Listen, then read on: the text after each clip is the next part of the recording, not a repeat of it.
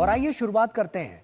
चीन की बढ़ती हरकतों को लेकर अमेरिका ने अपने एशियाई सहयोगी देशों को आगाह किया है कि वे अपनी सेनाओं को मजबूत करें। अमेरिका का यह मानना है कि चीन ताइवान पर हमला करने की तैयारी कर रहा है, जिसके फलस्वरूप उसके इस दुस्साहस से हिंद प्रशांत क्षेत्र और पूरे विश्व के लिए भयंकर दुष्परिणाम हो सकते हैं। साथ ही चीन ने अमेरिका को चेतावनी दी है कि वो ताइवान के मुद्दे का इस्तेमाल सौदेबाजी के लिए ना करे। ताइवान को अपना आंतरिक मामला बताते हुए चीन ने अमेरिका को आग से न खेलने की भी सलाह दी है। क्या होंगे इसके परिणाम और कैसे बनेगा इस पर दबाव, देखिए।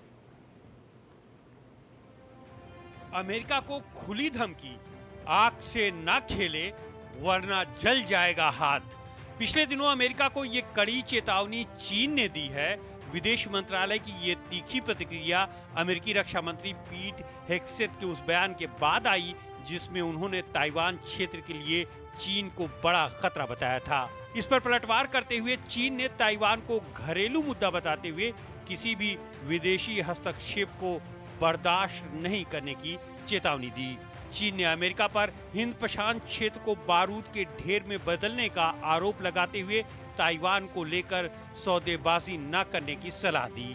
लेकिन अमेरिका के रुख से इससे उलट दिखाई दे रहा है। लगता है कि अमेरिका खुद ड्रैगन की आग बुझाने की तैयारी में जुट गया है। दरअसल शनिवार को शांग्रीला वार्ता में बोलते हुए हेग्सेथ ने कहा कि चीन एशिया के शक्ति संतुलन को बदलने के लिए सैन्य कार्रवाई के लिए विश्वसनीय रूप से तैयारी कर रहा है। उन्होंने चीन पर ताइवान पर संभावित हमले की तैयारी करने का आरोप लगाया। इतना ही नहीं, उन्होंने ऑस्ट्रेलिया समेत क्षेत्र के दूसरे सहयोगियों से अपने रक्षा खर्च को बढ़ाने का आह्वान कर एक नई दिशा का संकेत भी दे दिया। हालांकि ताइवान के दावों से हेग्सेथ के आरोपों को बल मिलता है। चीन लगातार ताइवान का घेरा तंग करता जा रहा है। ताइवान का आरोप है कि मई के महीने में चीन ने उकसावे की सारी हदें पार कर दी। चीन स्वशासित द्वीप पर सैन्य बल बढ़ाते हुए पिछले महीने 2 विमान वाहक समूह और दर्जनों जहाज तैनात किए। 1 से 27 मई के बीच पीले सागर से दक्षिण चीन सागर में प्रवेश करते हुए नौसेना के जहाजों सहित 70 चीनी जहाजों को देखा गया। बीजिंग ताइपे पर अपनी संप्रभुता को स्वीकार करने का दबाव बनाने के लिए हाल के वर्षों में ताइवान के आसपास लड़ाकू विमानों और युद्धपोतों की तैनाती लगातार बढ़ाता जा रहा है। चीन ताइवान को अपना क्षेत्र मानता है, जबकि वो एक अलग शासित द्वीप है। बीजिंग ने जरूरत पड़ने पर ताइवान को बलपूर्वक चीन में मिलाने की कसम खाई है, जबकि ताइवान बीजिंग की संप्रभुता के दावे को खारिज करता है। उसका कहना है कि सिर्फ द्वीप के लोग ही अपना भविष्य तय कर सकते हैं। ताइवान का कहना है कि चीन का कभी भी उस पर कब्जा नहीं रहा और वो एक स्वतंत्र देश है। हालांकि अमेरिका समेत दुनिया की कोई भी बड़ी शक्ति ताइवान को एक देश के रूप में मान्यता नहीं देती है। बढ़ते तनाव के बीच जर्मनी ने चीन को आगाह करते हुए कहा है कि उसके साथ सहयोग तभी तक संभव है जब तक कि वो ताइवान पर हमला नहीं करता है। अगर ऐसा किया तो सब कुछ बदल जाएगा। गहराते तनाव के बीच ताइवान ने चीनी सप्लाई चेन से निपटने के लिए घरेलू ड्रोन इंडस्ट्री को प्रोत्साहित करने के लिए $1 बिलियन के निवेश की योजना बनाई है।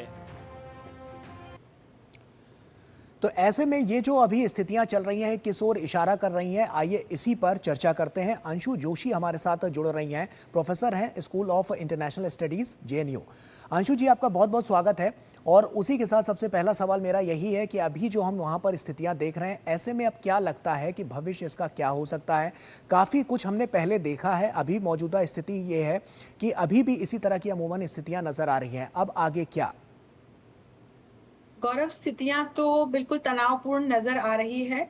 हाल ही के शांग्रीला डायलॉग में जिस तरह से अमेरिका के राष्ट्रमंत्री ने इस और इशारा किया है कि चीन लगातार अपनी आक्रामक स्थितियों को हिंद प्रशांत क्षेत्र में बनाए हुए है और ताइवान के ऊपर हमला करने की जिस प्रकार की तैयारी करके बैठा हुआ है, उसको देखते हुए उन्होंने इस और इंगित किया है कि अमेरिका के जो सहयोगी देश हैं, विशेषकर वे देश जो हिंद प्रशांत क्षेत्र को न्यूट्रल और स्टेबल बनाए रखना चाहते हैं, वे अपने रक्षा बजट में इजाफा करें। और मैं यहाँ आपको बता दूं कि ऑस्ट्रेलिया, जापान और भारत के सहयोग से अमेरिका की सदस्यता के साथ हम क्वाड्रिलेटरल सिक्योरिटी डायलॉग क्वाड को एक ऐसे मंच के रूप में देखते हैं जो हिंद प्रशांत क्षेत्र की स्थिरता को, न्यूट्रलिटी को बनाए रखने के लिए लगातार प्रयासरत रहता है।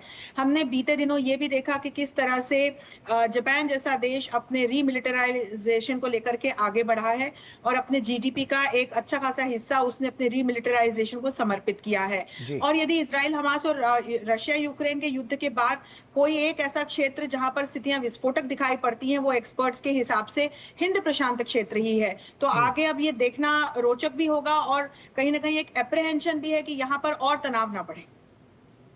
ऐसे में अंशु जी, क्योंकि अमेरिका भी लगातार जो हम देख रहे हैं कि इस वक्त जो स्थितियां चल रही हैं, टैरिफ वॉर तो एक तरफ से नजर आ ही रहा है, उसके अलावा भी क्योंकि ताइवान को सीधे तौर पर जिस तरह से उसका सपोर्ट करने की जो बात है, उसका सपोर्टिव सिस्टम कहीं ना कहीं अमेरिका नजर आ रहा है। चीन के लिए अभी जो हालात हैं वो कितने मुश्किल भरे हो सकते हैं कि अगर इस तरह की स्थितियां होंगी, क्योंकि जो एशिया के जो देश हैं उनसे भी अपील की गई है कि वो भी इस पूरे माहौल के लिए वो तैयार रहें। चीन और ताइवान के बीच का जो ये संघर्ष है 1949 के बाद से लगातार चला आ रहा है गौरव, जिसमें ताइवान अपने आप को एक संप्रभु राष्ट्र मानता है, उसे एक्नॉलेज भी किया जाता है, लेकिन चीन ताइवान को अपना हिस्सा मानता है वन चाइना पॉलिसी के तहत। अमेरिका की तरफ से हिंद प्रशांत क्षेत्र के हवाले से चीन की इन स्थितियों को बार बार चुनौती दी जाती है और यदि हम चीन की अभी वर्तमान स्थिति देखें तो आंतरिक मोर्चे पर भी कई चुनौतियां हैं जिनका सामना वहां के राष्ट्रपति कर रहे हैं। और यदि हम बाह्य दृष्टि से देखें तो एक फॉरेन पॉलिसी की दृष्टि से चीन जिस प्रकार से लगातार एक आक्रामक रवैया अपनाए हुए है, तो फिर बाकी के जो देश हैं जो हिंद प्रशांत क्षेत्र की सुरक्षा को लेकर के, न्यूट्रलिटी को लेकर के कहीं ना कहीं सतर्क भी हैं और चिंता में भी हैं, तो फिर वहां पर एक हमको लॉबी बनती हुई दिखाई पड़ती है। लेकिन मैं एक और बिंदु जोड़ दूं गौरव कि अमेरिका जिस तरह से ताइवान के समर्थन की बात करता है, वहीं दूसरी ओर वन चाइना पॉलिसी उसकी फॉरेन पॉलिसी का हिस्सा है। तो कई बार कई एक्सपर्ट्स इस बात को भी इंगित करते हैं कि अमेरिका या तो अपनी वन चाइना पॉलिसी में बदलाव लाए और ताइवान को मान्यता देते हुए सीधे सीधे ताइवान के समर्थन में आए, क्योंकि इस प्रकार से इनडायरेक्टली जो सपोर्ट किया जा रहा है तो वहां पर फिर अभी ट्रंप का नेतृत्व है। हम देख रहे हैं कि लगातार ट्रंप की तरफ से किस तरह से बयान दिए जा रहे हैं, किस तरह के डिसीजंस लिए जा रहे हैं। तो इस और यदि देखते हुए देखा जाए तो आगे फिर चीन किस तरह के निर्णय लेता है, ये भी हमको देखना होगा। निश्चित तौर पर ये तमाम ऐसी परिस्थितियां तो हैं ही हैं जो यहाँ पर तमाम जो अलग अलग जो स्थितियां हैं, मनोस्थितियां हैं, वो भी यहाँ पर उजागर करती हुई नजर आ रही हैं। ऐसे में अगर हिंद प्रशांत क्षेत्र की जो हम बात कर रहे थे उस पर अगर हम गौर करें तो वहाँ पर इसका कितना इम्पैक्ट आपको नजर आता है कि आने वाले समय में देखने को मिल सकता है?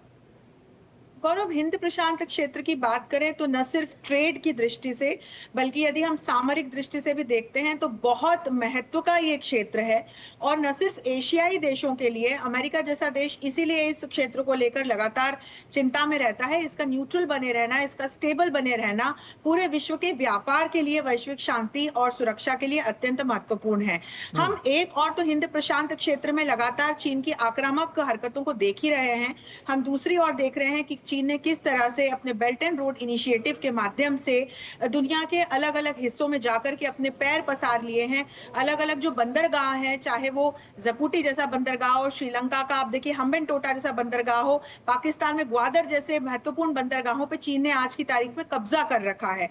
तो फिर ये सब देखते हुए एक और कूटनीतिक दृष्टि से, दूसरी ओर सामरिक दृष्टि से जिस तरह से चीन एक इंपीरियलिस्टिक अपनी पॉलिसी को लेकर, एजेंडे को लेकर के और जिस तरह से विस्तारवादी नीति को लेकर के लगातार आगे बढ़ रहा है, उसको देखते हुए ये तो तय है कि आगे स्थितियां और चिंताजनक बन सकती हैं। लेकिन सारे ये जो लाइक माइंडेड नेशंस हैं, अलग अलग अंतर्राष्ट्रीय मंचों के माध्यम से कैसे इस तनाव को कम कर सकें कि ये युद्ध में परिणत ना हो, क्योंकि पूरा विश्व वैसे ही दो लगातार जो युद्ध चल रहे हैं उनकी मार झेल रहा है और हम सभी जानते हैं कि युद्ध के जो आउटकम्स होते हैं वो कई वर्षों तक चलते हैं और आर्थिक के साथ साथ दूसरे भी क्षेत्रों में, विशेषकर यदि हम मानवाधिकारों की बात करें तो हमारे जीवन के लिए फिर बहुत ही दुखदायी और घातक साबित होते हैं। ऐसे में अंशु जी, कौन-कौन से देश आपको ऐसे नजर आते हैं जिन पर इसका साफ तौर पर प्रभाव देखने को मिलेगा अगर इस तरह की कोई बातें आगे भी निकलकर सामने आती हैं और जो जिस बात की मंशा जताई जा रही है, अगर उस तरह की कोई स्थितियां यहां पर पनपती हैं तो?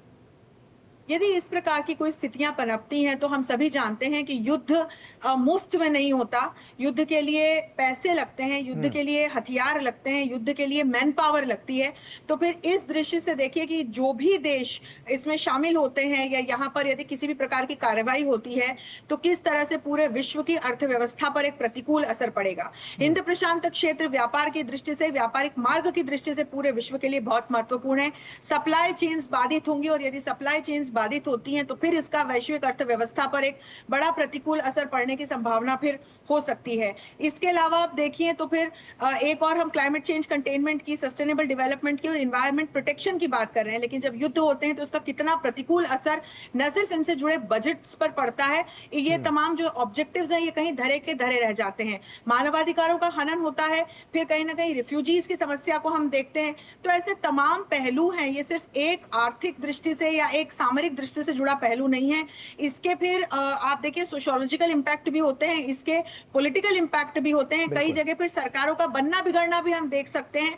तो किसी भी प्रकार की प्रतिकूल परिस्थितियां और यदि यहाँ अशांति की स्थिति बनती है गौरव, तो ये फिर कहीं ना कहीं विश्व के लिए हर दृष्टि से हम नकारात्मक परिणाम ही लाते हुए दिखाई पड़ती हैं। ऐसे में कुछ सैंक्शंस हमने देखे हैं कि पहले भी लगाए गए थे, तो क्या आने वाले समय में कुछ और सैंक्शन हो सकते हैं या उसके लिए कोई नई चीजें, कई नई योजना प्रस्तावित हो सकती है? हाल फिलहाल जिस तरह से अमेरिका के रक्षा मंत्री के द्वारा एक आगाज किया गया है, जिस तरह से उन्होंने ये तमाम जो सदस्य देश हैं जो अमेरिका से जुड़े जी। हुए हैं, जो हिंद प्रशांत क्षेत्र में चीन की ये विस्तारवादी नीतियों को, आक्रामक जो एक्शंस होती हैं उसको कंटेन करने के लिए एक्टिव रहते हैं। तो अभी तो ये दिखाई पड़ता है कि रक्षा बजट में बढ़ोतरी करने का आह्वान किया गया है। जी। इसके अलावा वैश्विक मंच से किस प्रकार के सैंक्शंस, अभी हमने ट्रंप के द्वारा देखा कि कैसे चीन पर एक्सपोनेंशियली टैरिफ को उन्होंने बढ़ा दिया था, फिर चीन की तरफ से भी जो है प्रतिक्रिया में एक्शंस ली गई, तो फिर ट्रंप ने यू टर्न ले लिया। इस तरह के जो सैंक्शंस हैं, इस तरह की जो प्रतिक्रियाएं हैं या इस जी। तरह की जो पॉलिसीज हैं, वो इंटरनेशनल प्लेटफॉर्म से भी हो सकती हैं। तो अब निश्चित ये तौर पर। आगे चल करके देखना रोचक होगा कि किस तरह की स्थितियां हम बनते हुए देखते हैं। बिल्कुल, निश्चित तौर पर ये तमाम समय इसमें आगे हमें लेना होगा और देखना होगा कि आगे इस तरह की स्थितियों में और क्या बड़े बदलाव नजर आते हैं। इस पर हम सभी की निगाहें लगातार बनी रहेंगी। आप बनी रहिए हमारे साथ अंशु जोशी जी, क्योंकि वक्त यहाँ पर एक छोटे से ब्रेक का हो गया है। ब्रेक के उस